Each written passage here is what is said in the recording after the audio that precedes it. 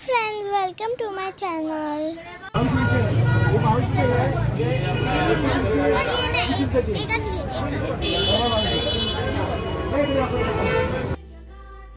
मी बाप्पाची मूर्ती आणण्यासाठी गेलेलो.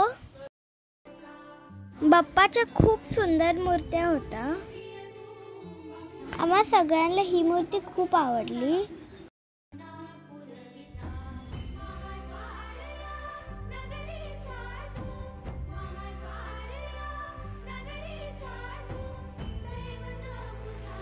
तीच मूर्ती घेऊन आम्ही त्याची पूजा केली.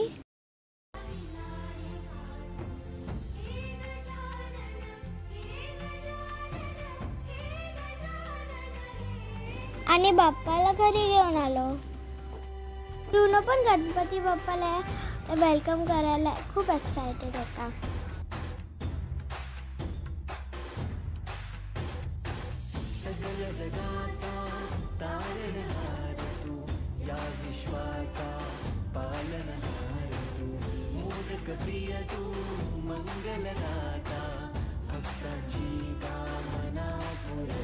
नेक्स्ट डेला आम्ही असं डेकोरेशन केलं बाप्पासाठी.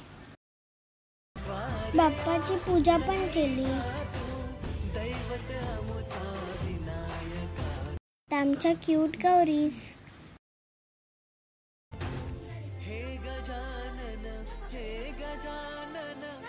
गणपती बाप्पा घरी असल्यावर खूप छान वाटतं. आणि आरती करायला पण मज्जा येते.